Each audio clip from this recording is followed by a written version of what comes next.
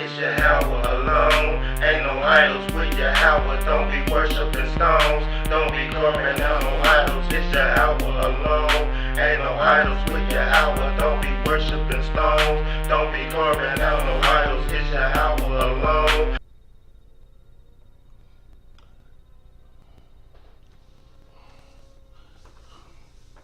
First, Shalom Israel, Shalom to the Knights.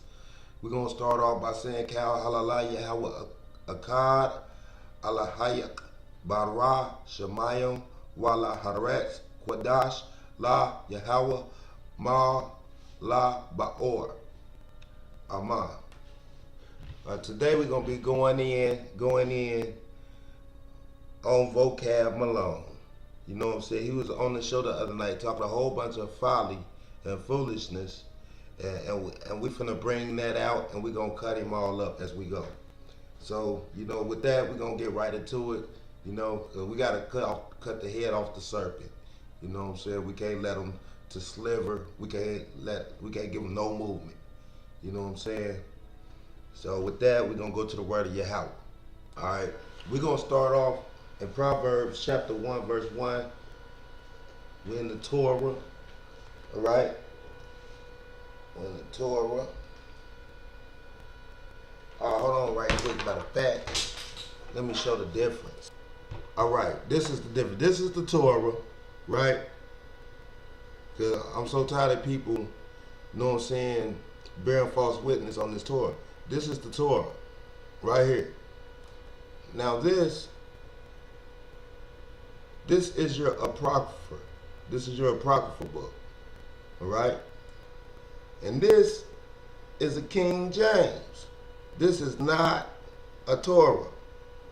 This is a King James Bible, not a Torah. And this right here, this is the Catholic version of the King James Bible, right? I had a 1611, well actually my homie Irah got that 1611, right? But this is the Catholic version. Now let me show you something. This is the book of Esdras, right? It's the second book of Esdras, but this is in your Catholic Bible, right? So this is in the Catholic Bible. So if Esdras is in the Catholic Bible, because a lot of Christians don't believe in the Catholic Bible. And it's all the same thing. Christian, Catholic, Baptist, it's all the same thing. All you believe in Jesus, who is, you know what I'm saying, not Yahweh. But if this is Apocrypha, why was it taken out of that Bible? Obviously, it was good enough to put in your Catholic Bible. So why not put it in that King James? See, you got to understand why they took away from the word, you know? So we're going to go into Torah, right? And we're at chapter 1, verse, 7. It say, the fear of Yahweh is the beginning of knowledge. Foolish ones scorn wisdom and discipline. All right? So we see that the fear of Yahweh is the beginning of knowledge, right? And foolish ones they scorn wisdom and discipline. So of course these Christians gonna be coming against, you know what I'm saying, the knowledge, because they foolish. They scorn wisdom and discipline. You know what I'm saying?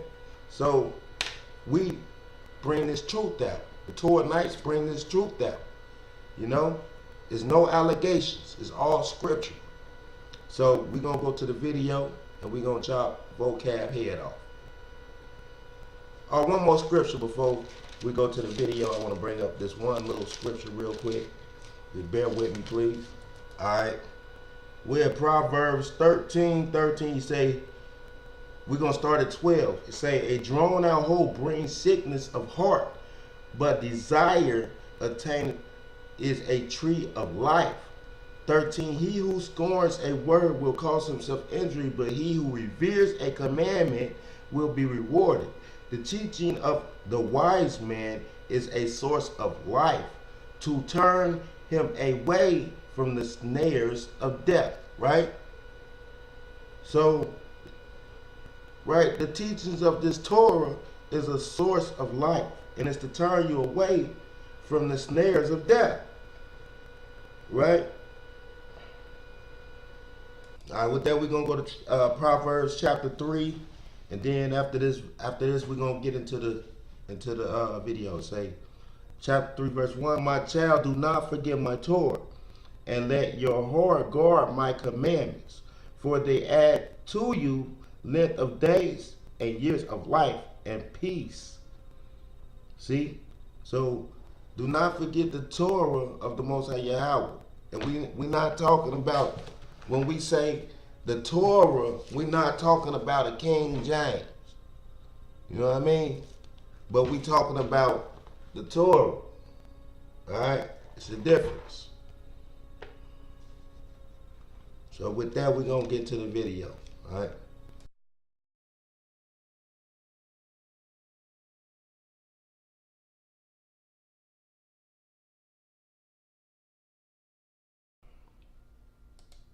He don't really believe in the Torah, so probably saying Shalom to the dude probably is wrong. But welcome, Vocab Malone.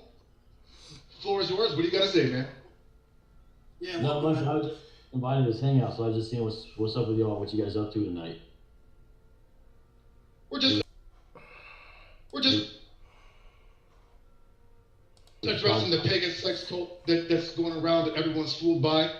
But y'all are going to have to answer to the Torah. You're going to answer.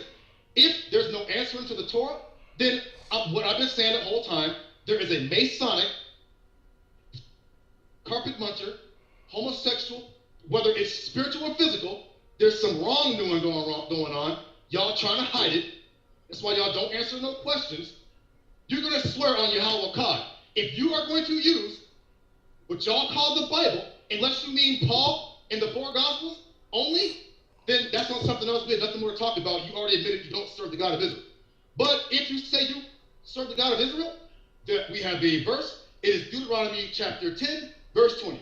Yahweh your God shall you fear, him shall you serve. To him shall you cleave, and in his name shall you swear. Now, if you're going to accuse anybody of any wrongdoing, you better swear on Yahweh God. If they don't swear on Yahweh God, all Torah Israelites place curses on them. Call the Most High down to send a death or an evil spirit to do something to them or their children. Why do you say Christians don't hold to the Torah? Why do you say that? That's a false accusation. I believe in the Torah. Vocab, do you serve Yahweh? I don't believe in that language you're speaking, but if you mean Yahweh, the God of the Hebrew Scriptures, yes. Okay, Yahweh is the name of a Judean king. Okay? Right, but how come you didn't answer the question? Why do you say that I don't hold to the Torah? Why do you say that? I don't get it. I said, do you believe in Yahweh God? And you just said, no, I don't believe in that language. Now, we are the people. I don't believe in semantics. I don't agree with your linguistic construction, but the concept of the person you're talking about, if you mean the God of the Hebrew Scriptures, yes, I do serve him. But what I'm asking you is, that those aren't even the same questions. Holding to Torah, how does that, what I'm saying is, why do you say we don't hold the Torah? Why? All right, this is the Lashawan Kodesh Vocab Malone with the short vocab. You did? And we're going to go through this alphabet first. And then we're going to show you how there's no way possible that the name Yahweh can be Yahweh. All right? So let's start with the Aleph. All right? Aleph. Ah. The Bet. Ba. The Gimel, Ga, the Dalet, Da, the Hey, Ha, the Wow, Wa, the Zadi, Shalach, Zion, Za, right? The Ket is Ka, the Tet, Ta, Yod is Ya, the Kaf is the calf is ka, the lamed is la, the mem is ma, the nun na. Then you got the samic, right? It's sa, right? Then you got ayin, and it sounds like I. Then you got pay, pa, right? Then you got sadi right here, the zadi, and the za. It say taza. Then you got the kuf, and it's ka, resh, ra, shin, is sha or sa.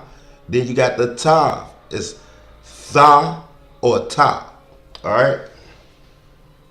Now that was the ancient Hebrew alphabet. Lashawan Kodesh, right? Now we're gonna talk about the name Yahweh. Let's go to the Yod, right? This right here is the Yod. Say Yah. Let's go to the Wow, right? Yah-ha. Shalach, Yod, then the Hey. So it's Yah-ha, right? Then you go to the Wow. Yah-ha-wah. See? The Yod and the Hey together, it sounds like Wah. So when you say Yah-ha-wah, ain't no way you're going to get Yahweh. Because when we just read all the consonants, all the Hebrew alphabet, you see that there's no way you can get Yahweh out of this. It's Yah, ha, wah. Alright? Now, since you don't, want to believe us, I'm showing you this right here for reproof. You know what I'm saying? You see how you pronounce all the Hebrew consonant words. So you see there's no way that you can possibly get way out of this. So where is you getting Yahweh? Stop coming with folly and foolishness and understand that we is actually using the Hebrew ancient alphabet to pronounce the Most High name Yahweh. Alright? The Lashawan Kodash. Alright, now I'm going to go to another video just to show you it's not just us who can pronounce this name. It's who put the study in, you know what I'm saying? And the Most High bless them, you know what I'm saying? And give them this name. Because when you read this Torah, you get the name. It's in the Hebrew. So you got to put in your work, right? Well, let's go to the video. This letter here is an I in the Assyrian script or Aramaic, and that's how you pronounce it, Ah. This is the ancient Hebrew, Lashawan Kodash, Ah. So whenever you see this letter, it's pronounced the same way as this one. They're both pronounced Ah. Oh. All right, now the Aramaic is pronounced different, of course, but Where you find the lighter? They have in these Torahs and Tanakhs today. So this is how this is what we have to read. They don't have these ancient Paleo Hebrew scripts out there. If they do have them, they're maybe hard to find or expensive. So when you read it, you could just read it as you read the ancient Hebrew. So this is Ah and Ah. That's Ba and that's Ba. This looks more like a Ra. Sometimes the Ba has like a little extension here on the bottom. All right. Then you got Ga in the Assyrian script, and then Ga in the Lashawan Kodash. Da, and you can see the pronunciations right here. Ha, and then the Ha in the ancient Hebrew. Wa, and the Wa in the ancient. The Za in the Assyrian script. Za there, and this is the Za in the ancient Hebrew. Cha, Ta. Then you got Ya, and then you got the Ka. Alright, so as you can see, we broke down the alphabet in the Hebrew to show you how it's pronounced. You know what I'm saying? So no, there's no way you can get Yahweh. You know what I'm saying? Then I went to the next video. I didn't complete the whole thing because I just went over the alphabet myself. But I went to the next video to show you that it's not just the Torah Nights that's pronouncing this Hebrew and doing the work to show the name, you know what I'm saying, and the correct pronunciations of the Hebrew language, right? Now I'm going to go to another video where someone else is also calling the name of God Yahweh. Because, you know what I'm saying, most of you so-called Israelites or so-called blacks, you know what I'm saying, you believe the white man and his word. So I'm finna go to a white man pronouncing the name Yahweh, you know what I'm saying, to show you even the heathen is starting to catch on to the name. All right.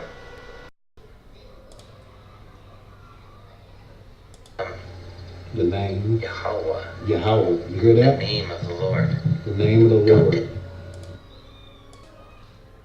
Yahweh. Yahweh. You hear that?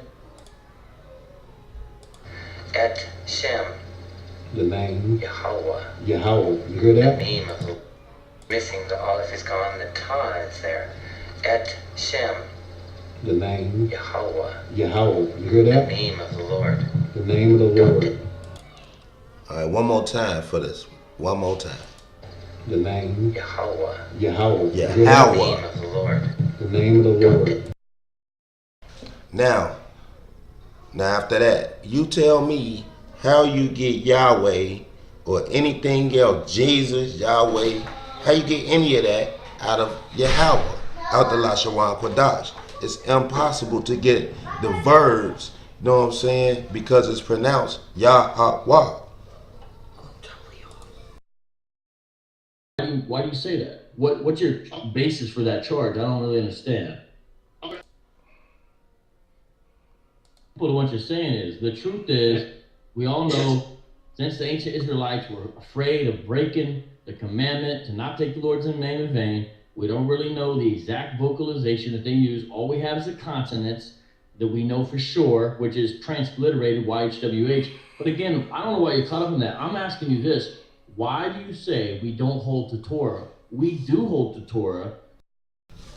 All right, like I showed you in the beginning of the video. You know, I showed you, I say, this right here is a Torah, right? And this is a King James.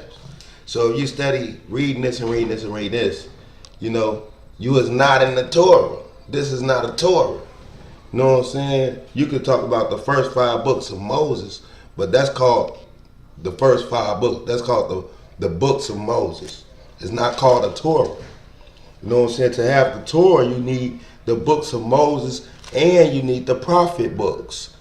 You know, you need the Torah, not a King James.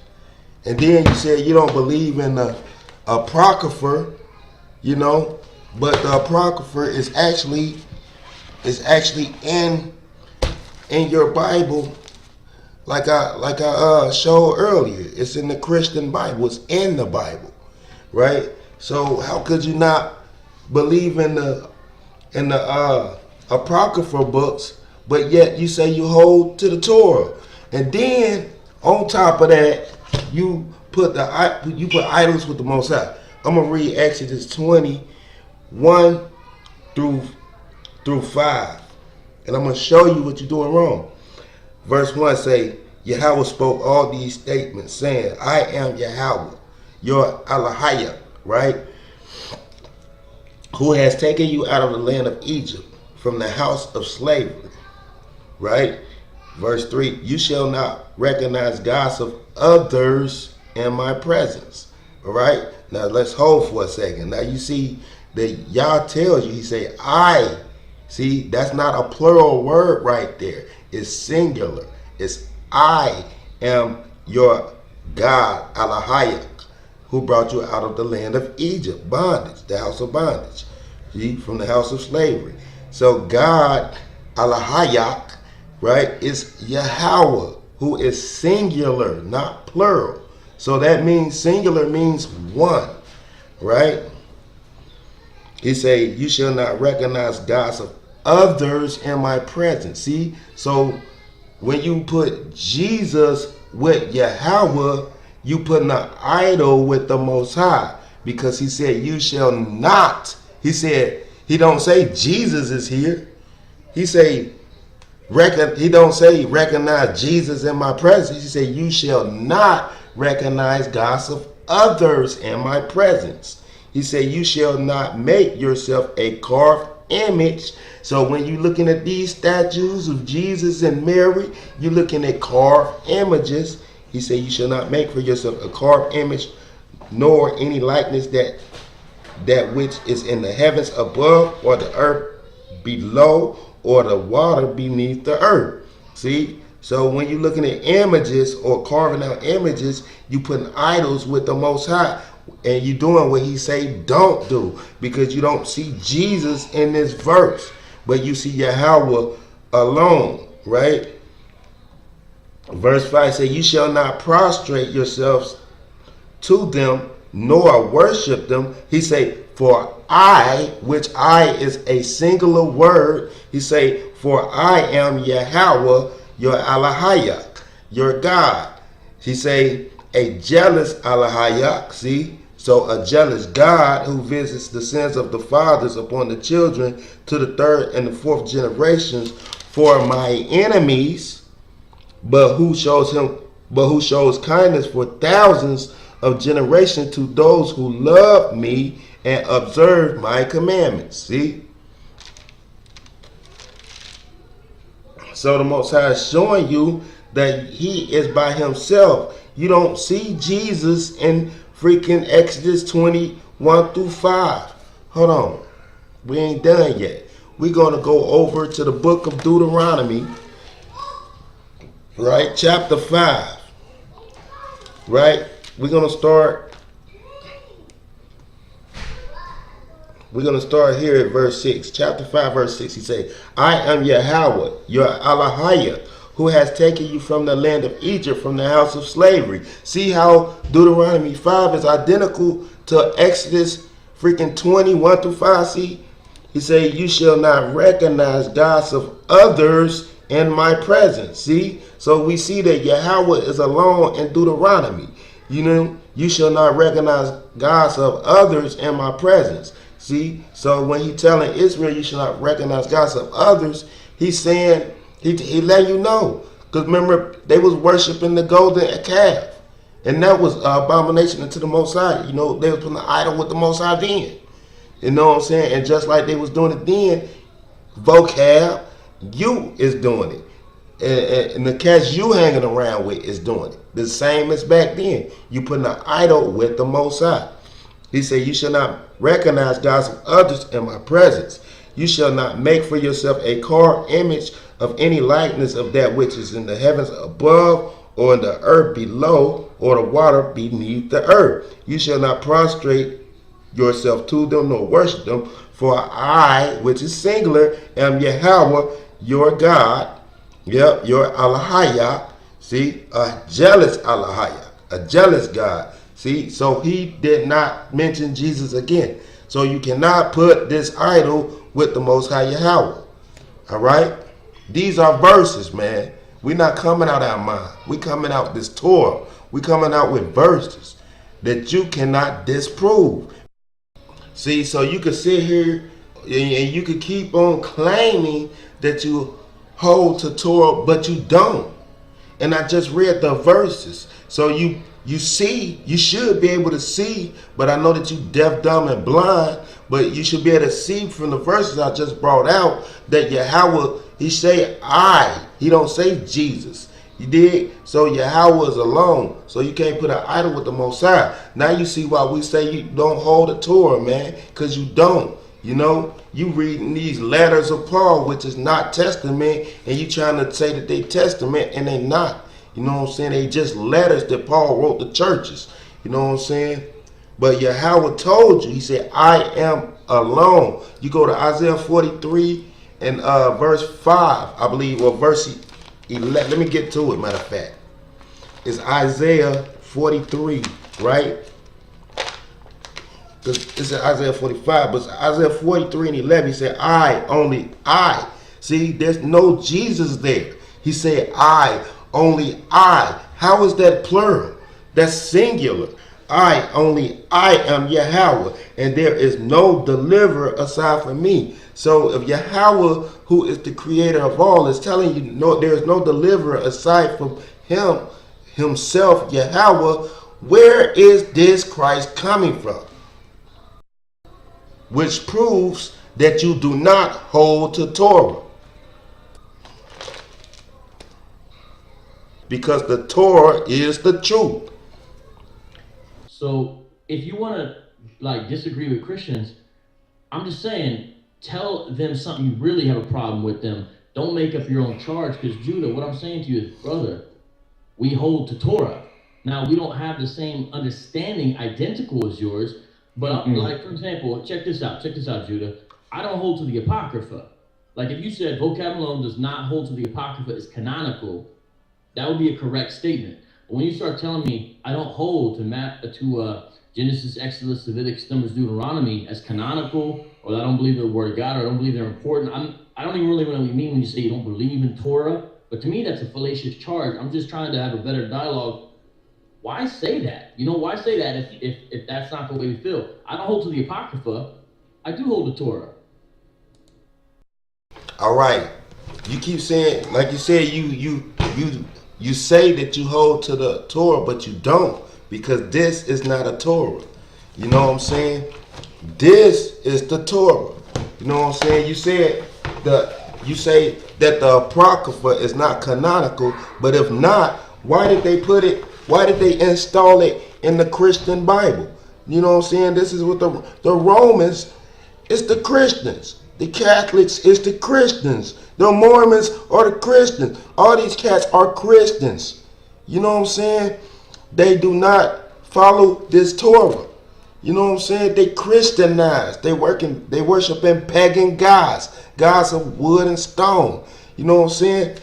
That's why we say you do not hold the Torah. And then if you do not believe in the Apocrypha, you don't think it's canonical. You know what I'm saying? Tell me, why is it in here? You know, why did they so-called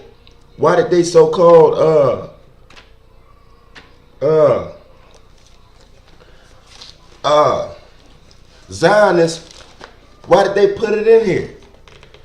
You know, this is the Torah, this is Apocrypha book in here. Right? So if they think it's canonical, why don't you? You know, are you a scholar? You know, because they got their top scholars to put this in these books, right? So are you a scholar? So how can you say it's not canonical? You know what I'm saying? Because the Torah, you know what I'm saying, is the truth. And the Apocrypha is a part of the prophet books. All right?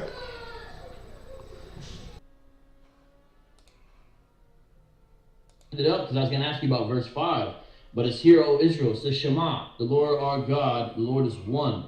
And that's what I was going to ask you in the beginning of this conversation. You said you're going to answer to Torah, remember that? And I was going to ask you if you're ready to answer, to give an account to the Most High God for Deuteronomy 6:5, for all the times you've broken it. And I don't just mean you, Judah, I mean every human listening to this has broken Deuteronomy 6:5 again and again and again. And so, all right, we're going to go over this Deuteronomy chapter 6, verse 5 real quick, because he's still off. He's trying to put Jesus there, and Jesus not there. You know what I'm saying? So we're going to go to Deuteronomy chapter 6, verse 5 and say, this is the commandment and the decrees, shalach. We're going to go to 6 and 4, right? And we're going to read through 5, right? So it says, hear, O Israel, Yahweh, your Alahayak, Yahweh is the one and only. See? So in this Torah, it says that Yahweh is the one and only. You shall love Yahweh, your Alahayak, with all your heart and with all your soul and with all your resources. See there? So, you know what I'm saying? Yahweh is the one and only, to get it correct. The one and only. we all have to answer for this because we violate the most fundamental commandment. And that's the reason why we rely on a Savior. And somebody made an insane. All right, now you talking about, you know what I'm saying, pretty much a man dying for another man's sins, mediating to the Most High for another man, and this stuff is just crazy, dude. Like, this cannot happen. You know what I'm saying? A man cannot die for another man's sins. Like, why would we be waiting on someone to come when Yahweh tell us that he's alone? Shalach. Yahweh tell us he alone. So why would we be waiting on another man? It don't make sense. You know what I'm saying? That Christianity gives you the spirit of sodomy, and I'm going to show you how. But before I do that, I'm going to jump to this verse to show you that man cannot die for another man's sins. Let's go to Psalms chapter 49. Let's get it. Verse 7. It say, those who rely on their possessions, and they are boastful of their great wealth. Yet a man cannot redeem a brother. One more time. Yet a man cannot redeem a brother. He cannot give his ransom to God. One more time. Yet a man cannot redeem a brother. He cannot give his ransom to God. Too closely is their soul's redemption and unattainable forever. See there? So no way can a man die for another man's sins, dude. I mean, you need to understand what you're reading if you're reading it. I don't look like you're reading to me. You know what I'm saying? And real quick, we're going to go to the first book of Samuel. And we're going to, it's chapter 2. 1 Samuel chapter 2. And we're going to read verse 25. Right? It's 1 Samuel chapter 2 verse 25. Alright, because we taking this Vocab Malone cat and we just gonna go ahead crush him up and feed him to the dogs. He say, if a man sins against man, a judge tries him, but if he sins against Yahweh, who can speak in his defense? But they would not listen to their father's voice, for Yahweh desired to kill him. See? So, you have to follow this Torah, man. Or you get death, dude. Know what I'm saying? It says, a man sins against a man, a judge tries him. Right? But if a man sins against Yahweh, who can speak in his defense? But they would not listen to their father's voice, for Yahweh desired to kill him. Because man cannot die for another man's sins. Man cannot die for another man's sins. It's right here in the Torah. You know what I'm saying? Psalms chapter 49 verse 7. Read it.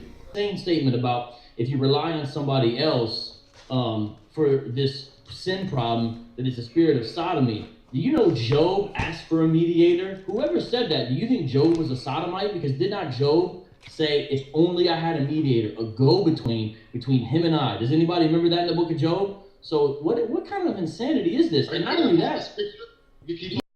All right. Now we're finna go to the book of Job, right?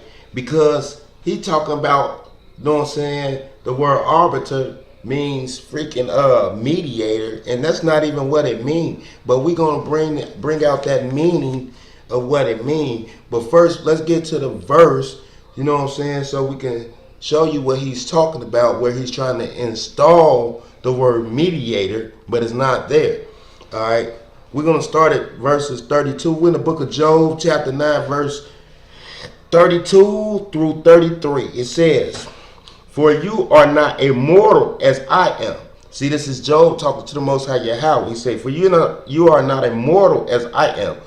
Whom could I answer so that we could go together for judgment? There is no arbiter between us who might impose his authority upon us both. See, now he trying to imply that the word arbiter means mediator. You know what I'm saying? But that's not the meaning. All right, let's get to it. All right, now here's the word arbiter. It's a person who settles a dispute or has ultimate authority in a matter. Say the military acted as arbiter of conflicts between political groups. See? So, you know what I'm saying? It's a person who settled a dispute. You know what I'm saying? A person who views or actions have great influence over trends in social behavior. An arbiter of taste. Hold on, we ain't done yet. All right, now check this out, right?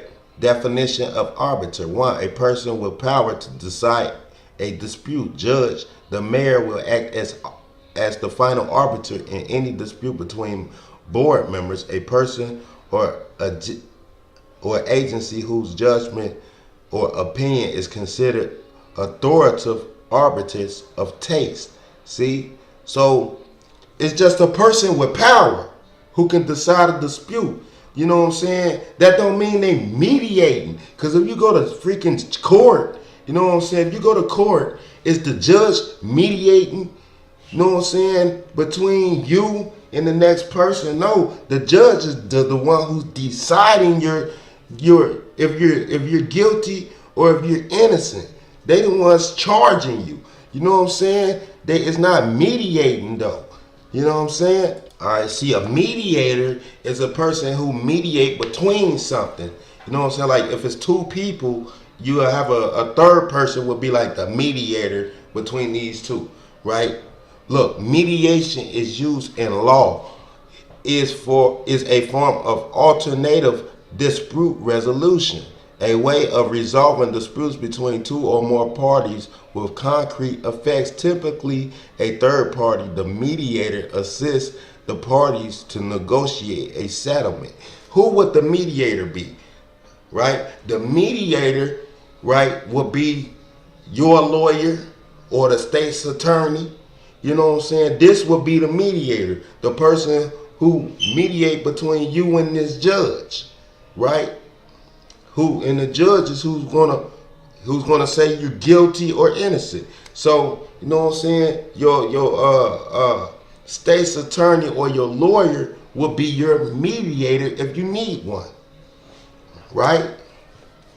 All right. No, Moses was the prophet of Yahweh, and that's that. Like, hey, if Moses didn't intercede on Israel when they kept on sinning, when Yahweh was talking about I'm about to destroy them, Yahweh would have destroyed them. He did intercede on the behalf of the people. Not only that, the priests as well interceded for behalf of the people. So whoever in this room thinks it's a Sodomite concept to desire a mediator, intercessor, doesn't even understand the Old Testament you say you hold to. All right, vocab, let me teach you something about your own religion that you just seem like it's like you just can't get. Look, the popes, cardinals, bishops, and priests of Rome are worshippers of the Babylon son of Tammuz. This Roman Catholic belief study featured images of information that proves that the popes of Rome are sun god worshippers. In the middle of St. Peter's Square is an ancient Egyptian obelisk which represents the sun god Ra of Egypt. It is placed in the middle of the giant sun wheel, which is lined up with the solar solstice and equinox. All right, what you're looking at right here, this is the sun wheel. You know, sun at vernal, sun at summer, sunrise at summer, sunrise at vernal, sunrise at winter, sunset at winter. See it? Shadow cast off the obelisk at different times of the year. See? They sun worshipers. You know what I'm saying? This is what they doing. All right, let's go down. Show you. When an obelisk is placed in front of a temple, it designates it as a place of sun worship. See there? The Egyptian obelisk sits directly in front of St. Peter's Basilica, designating it as a temple of sun worship. This is what y'all doing, vocab. You know, you don't know what you're doing. Talking about us, but we the ones that actually do the study in this. So you don't know what you're doing, right? Look, the pagans believe that their sun god is conceived on March 21st, the spring equinox. You can see that this play out annually at the Victitian when the rising sun causes the shadow of the Egyptian obelisk, which is a what? Phallic symbol representing Nimrod, what? The sun god. What is a phallic? Huh? What is a phallic? This is what is representing the phallic. vocab.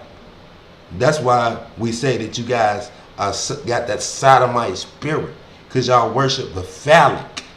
But you don't know what you're doing, huh? Look, which is a phallic symbol representing Nimrod, the sun god, to fall into the dome of St. Peter Baleska, symbolizing the womb of the moon goddess Serapis, representing their annual sexual union. See there? See there? This is your phallic symbol, you know what I'm saying, that y'all worship too. You know what I'm saying? And and this is representing your son, you know, because y'all son worshipers. And y'all also worship the phallus. See? Another phallus. That's 9 months later, their son Tammuz is born. See? The cross on top of the obelisk actually is the letter T, which represents the sun god Tammuz. I check this out. Look, the pagans believe on the winter solstice, 12/21, the sun god dies as the sun is at its furthest point away from the earth, that it is dead for 3 days and then is reborn. So they celebrate his rebirth on 12/25, December 25th. See there? So this is why they celebrate so-called Jesus' birthday on December 25th. You know what I'm saying? The same reason they freaking celebrate Nimrod birthday is December 25th. You know what I'm saying? They worshiping the sun, right? Look, Tammuz, who was symbol,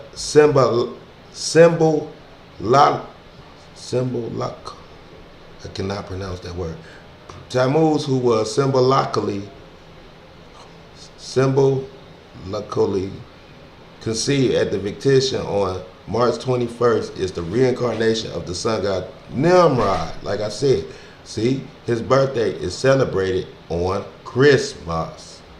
See there? Look, no, the Messiah of the Bible was conceived December on Hanukkah, the festival of lights. He is the light of the world. He was born in the fall on the Feast of Tabernacles. See?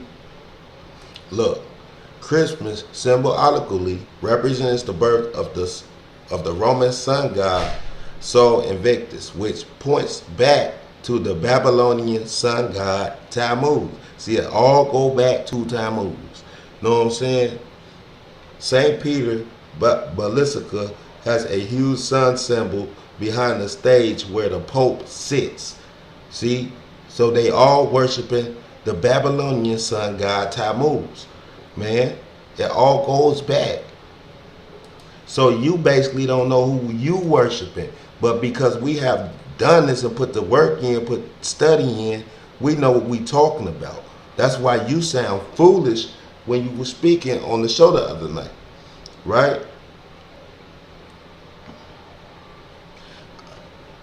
The Basilica of St. Mary and the Mithras used to be the Roman Pentagon, which housed their pagan gods. See?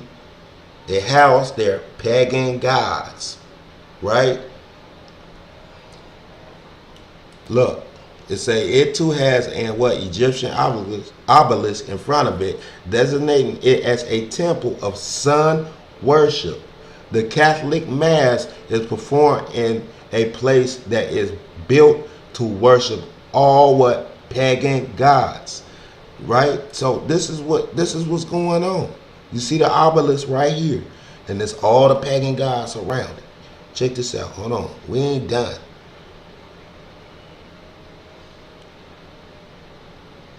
Look at the phallus in front of it and all the pagan gods around it. See?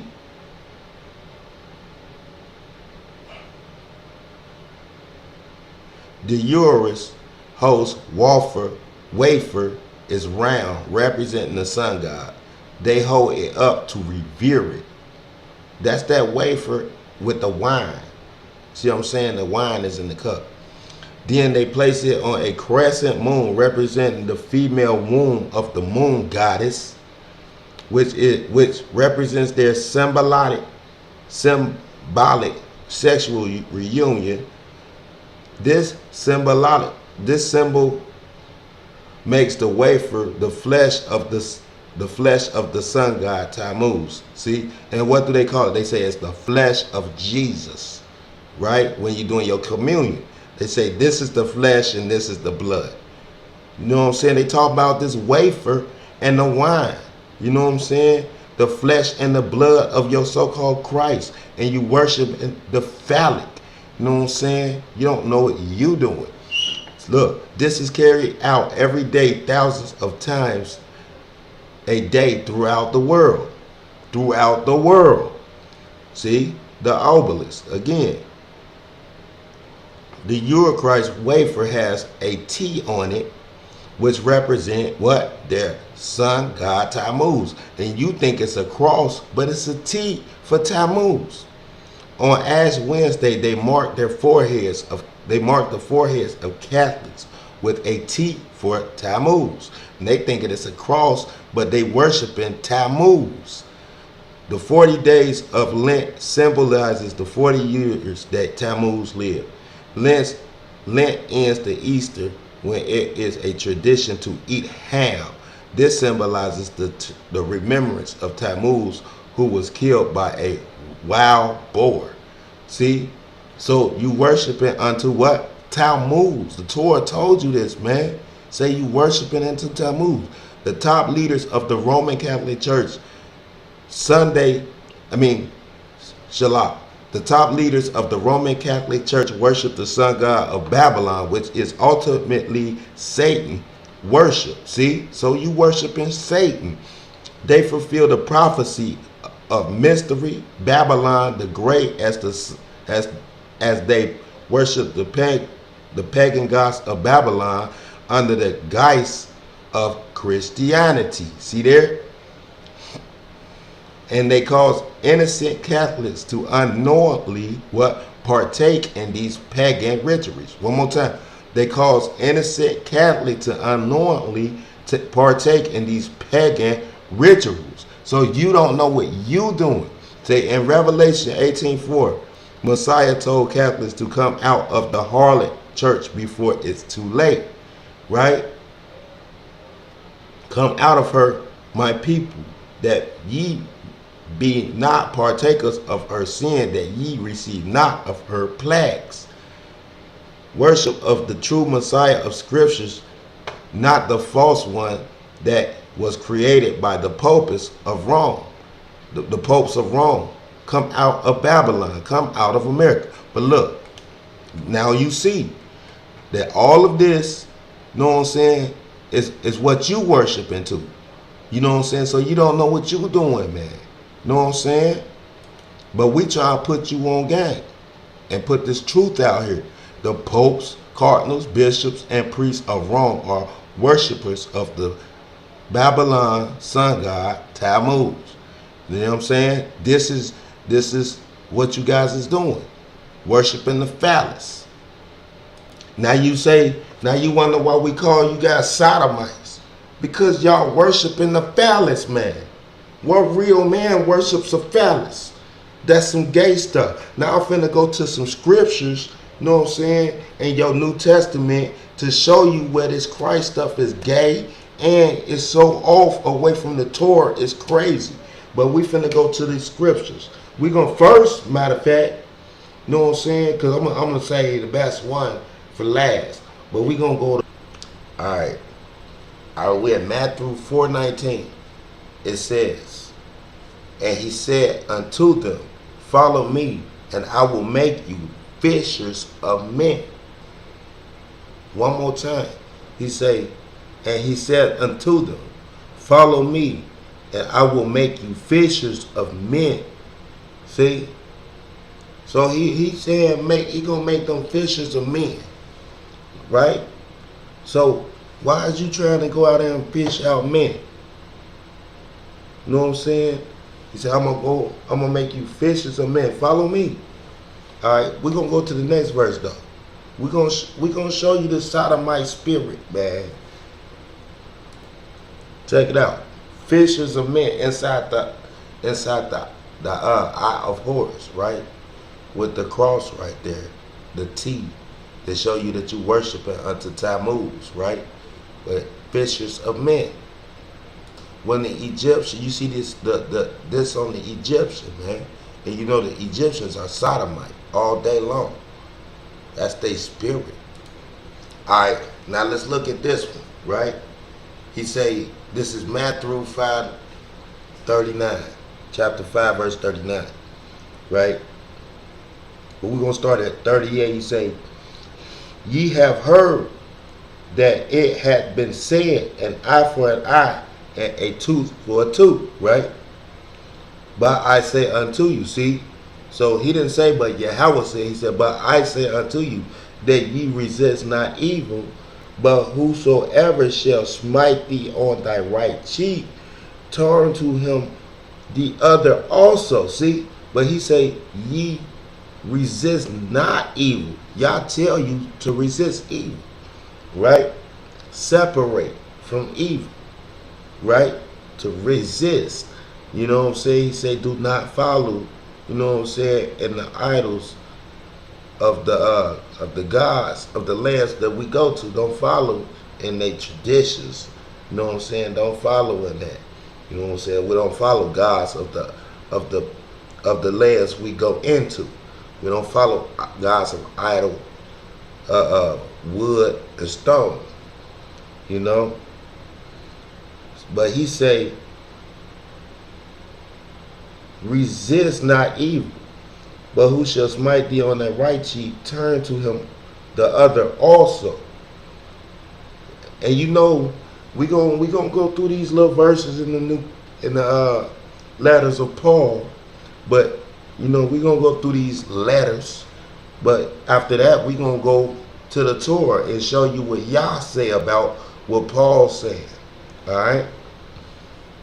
So remember, he said he's gonna make you fishers of men, right? Then he said, turn the other cheek also. He said, if they smite you on one cheek, turn the other. You know? All right, so we're going to go to Matthew 4:19. All right. We're at Matthew 4:19. It says, and he said unto them, follow me, and I will make you fishers of men. One more time. He say, and he said unto them, follow me, and I will make you fishers of men. See? So he said he gonna make them fishers of men. Right? So why is you trying to go out there and fish out men? You know what I'm saying? He said, I'm gonna make you fishers of men. Follow me. All right, we're gonna go to the next verse though. We're gonna show you the Sodomite spirit, man. Check it out. Fishers of men inside the eye of horus, right? With the cross right there, the T, to show you that you worshiping unto Tammuz, right? But fishers of men. When the Egyptian, you see this on the Egyptian, man, and you know the Egyptians are Sodomite all day long. That's their spirit. All right, now let's look at this one, right? He say, this is Matthew 5:39, chapter 5, verse 39, right? But we're gonna start at 38. He say, ye have heard that it had been said, an eye for an eye, and a tooth for a tooth, right? But I say unto you, see? So he didn't say, but Yahweh said, he said, but I say unto you, that ye resist not evil, but whosoever shall smite thee on thy right cheek, turn to him the other also. See? But he say, ye resist not evil. Y'all tell you to resist evil, right? Separate from evil, right? To resist. You know what I'm saying? He say, do not follow, you know what I'm saying, in the idols of the gods of the lands that we go to. Don't follow in their traditions. You know what I'm saying? Don't follow in that. You know what I'm saying? We don't follow gods of the lands we go into. We don't follow gods of idol wood and stone. You know? But he say, resist not evil, but who shall smite thee on the right cheek, turn to him the other also. And you know, we gonna go through these little verses in the letters of Paul, but you know, we gonna go through these letters, but after that we gonna go to the Torah and show you what Yah say about what Paul said. All right. So remember, he said he's gonna make you fishers of men, right? Then he said, turn the other cheek also. He said, if they smite you on one cheek, turn the other. You know. All right. So see, you gotta be kidding me with this turn the other cheek stuff. You know what I'm saying? Yahweh teaches us to be men. You know what I'm saying? He says stand up for your wife and your children, your household. You stand up and be men. Men, we men of valor, men of war. But you telling us to turn the other cheek. You know what I'm saying? You going against what Yah said. All right? See, if somebody hit you in one cheek and then you turn that other cheek, you probably gonna get knocked out, more likely. You know what I'm saying? So I advise you to stand up, you know what I'm saying, and founded yourself in this Torah. Stand up and be a man of valor, a man of war, like your father Yahweh. You know what I'm saying? Now tell me this don't sound gay, man. If I go out here, you know what I'm saying, and I go meet some dudes, or I just walk up, say I go to a gas station or a grocery store, and I walk up on a group of guys, and I'm like, hey, follow me, y'all. I'm gonna teach y'all how to be fishers of men. Sounds gay, man. If somebody hit you, dog, turn the other cheek. Don't stand up and be a man. Just let them hit you on the other side. No, that is some sodomite spirit stuff, man. Some soft stuff. You know what I'm saying? We don't get down like that, man. Come on now. We men. All right. Now we in the book of Luke, right? Check it out. Luke 9:61. And another said, Lord, I will follow thee, but let me first go bid them farewell, where are at home in my house. See? So he's saying he gonna leave his family and follow him, right? Another man. All right, but we ain't done yet, because you know what I'm saying, you might not be getting the full hint, the full grasp of what's going on here. Why the people that's going to these churches and why the spirit around, you know what I'm saying, why people are having this sodomite spirit. You know what I'm saying? It's just like Sodom and Gomorrah all over again over here. You know? Everywhere you go, you seeing a sodomite. You know what I'm saying? But he said he gonna leave his family and follow him. Alright, but we ain't done yet. We gonna go to Luke 14, chapter 14, verse 26.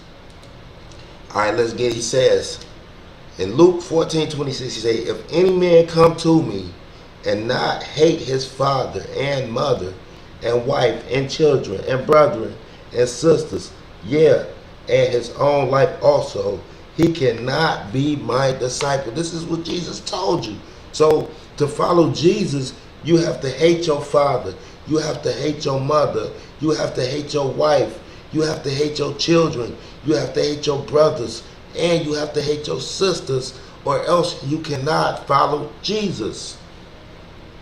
So Jesus is love? That don't sound good to me. You dig what I'm saying? Sound like this dude is trying to get me to leave my family and follow him on some sodomite mess. Quit playing. And we finna go to the Christians' favorite chapter 9. We finna get that Corinthians, brother. You know what I'm saying? We're gonna go to 1 Corinthians chapter 7. Alright? Alright, check this out. Right? He say, now, this 1 Corinthians 7 verse 1. He say, now, right? Now concerning the things whereof ye wrote unto me, it is good for a man not to touch a woman. What? It's good for a man not to touch a woman, but y'all created man and woman and said be fruitful and multiply. But now, all of a sudden, it's not good for a man to touch a woman. Come on, man. I'm showing you this right here, this verse alone should show you that that's all a sodomite spirit, man. You ain't touching them. It's not good for you to touch a woman, but you saying you finna be a fisher of men, right? Talking about turn the other cheek and leave your wife, kids, and follow me. Come on, man. Come on, man. I'm gonna leave my family and follow a dude. Come on, man. Come on, man. All right, let's get it, man. Because this is just blowing my mind what people believe. Right? First, we're going to Genesis, right? Chapter 1, verse 28. It says, Yahweh blessed them, and Yahweh said unto them, be fruitful and multiply, fill the earth and subdue it. Rule over the fish of the sea, the bird of the sky, and every living thing that moves on the earth. So Yahweh, he told them, he said, be fruitful and multiply. But when you read in Corinthians chapter 7 verse 1, he say, you know what I'm saying, it's not good for a man to touch his wife. So if a man can't touch his wife, how's we going to do what Yahweh told us in Genesis 1 and 28 and be fruitful and multiply and fill the earth? Come on, man. That Jesus mess is sodomy, dude. You know what I'm saying? Yahweh teach you how to be a man. Men are veiling. You know what I'm saying? So you have to be fruitful and multiply and fill the earth. You know what I'm saying? He talking about don't touch no woman. It's not good for a man to touch a woman. Quit playing. You know what I'm saying? Then he talk about turn the other cheek, right? Watch this. All right. Now let's get it, right? What was it? It was Matthew 4:19. He was telling, shalach. It was Matthew 5:39. He was telling us to turn the other cheek, right? In Matthew 5:39. But let's see what Yahweh say. Let's go to the book of Joshua, chapter 10, verse 7, and show you how we supposed to be. Because, you know what I'm saying? Yo, Jesus is teaching you to chase after men and turn the other cheek, right? Let's see what y'all have to say. Joshua chapter 10, verse 7 says, Joshua ascended from Gilgal, right? Joshua ascended from Gilgal, he and all the people of war with him, and all the mighty warriors. Verse 8, Yahweh said to Joshua, do not fear them, for I have delivered them into your hand. Not a man of them shall stand against you.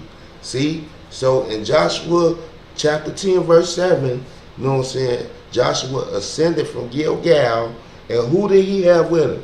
He had all the people of war with him and the mighty warriors. See there? So if Yah is having you stand up and fight, you know what I'm saying, right? Because you're a men of war, right? Mighty warriors, men of valor. So if, you know what I'm saying, if the Most High Yah is having you stand up and be a man and fight, why is you turning the other cheek now?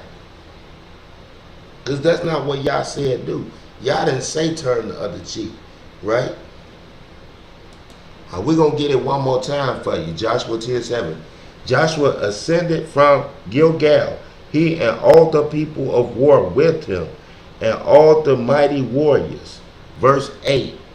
Yahweh said to Joshua, do not fear them, for I have delivered them into your hand. Not a man of them shall stand against you. See?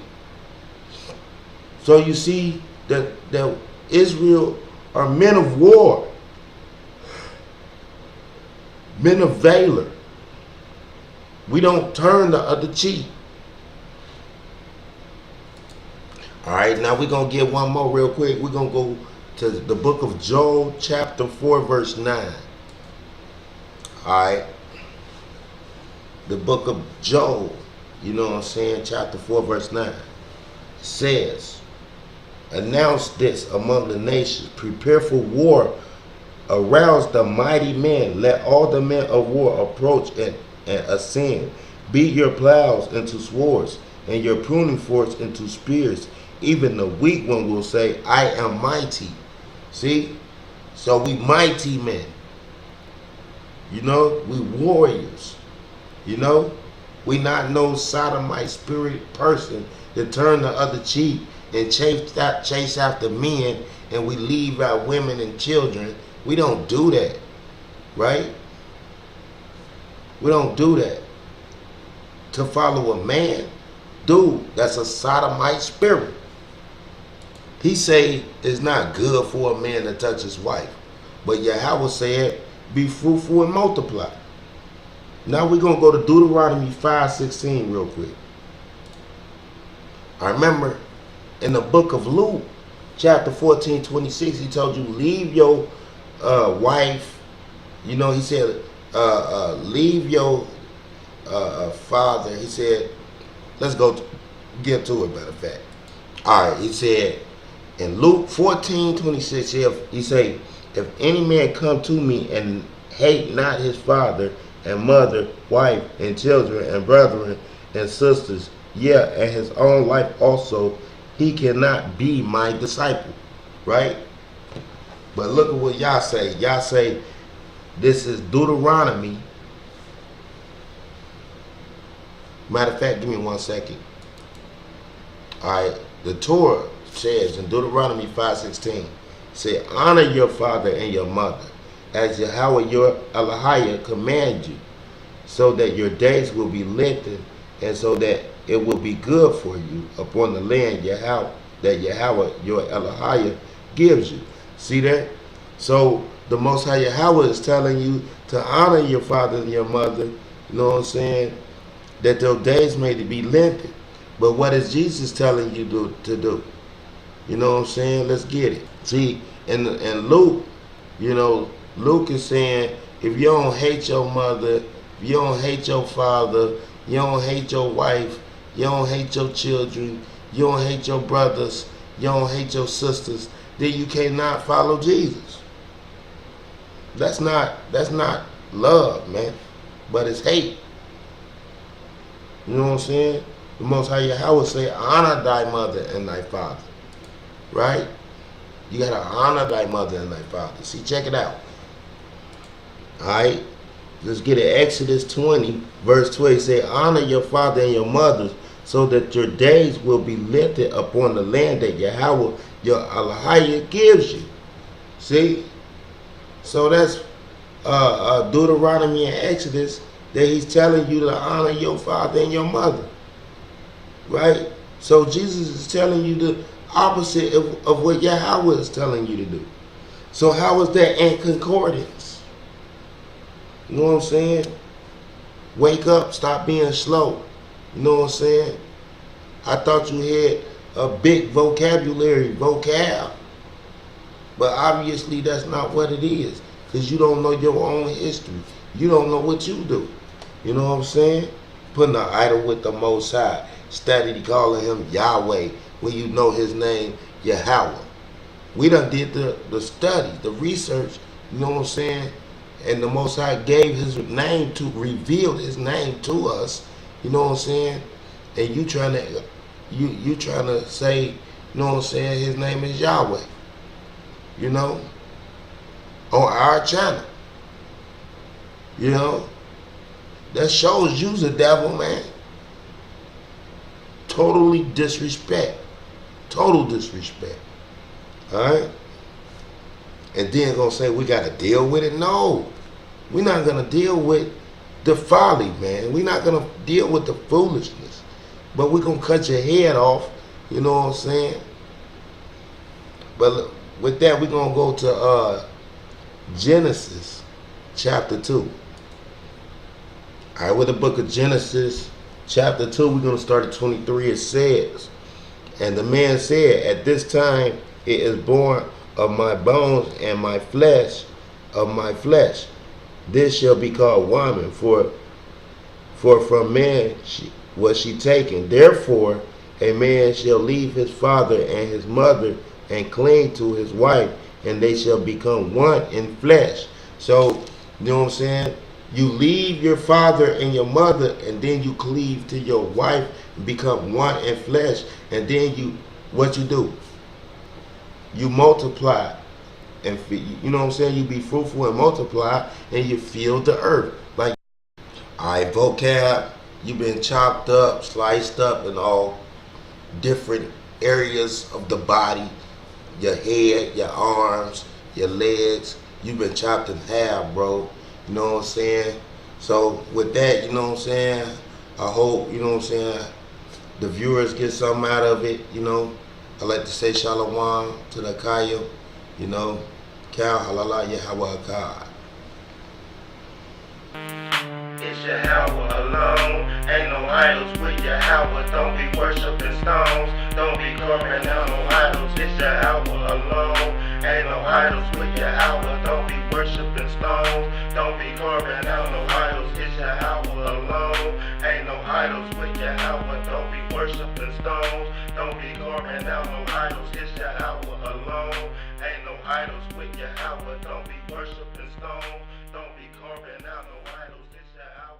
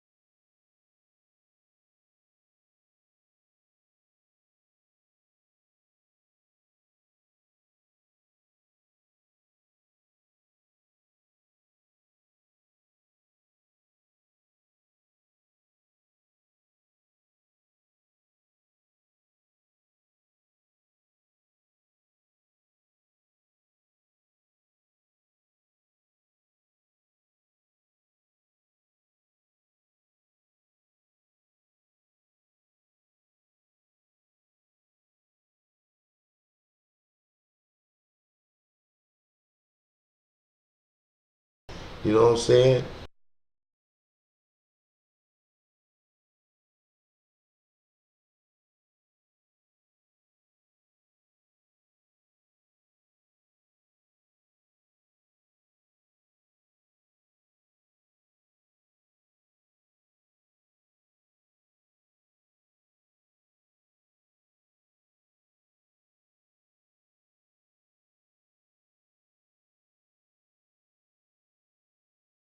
But we still not done yet. We gonna hit them over the head. We gonna go to Matthew 4:19.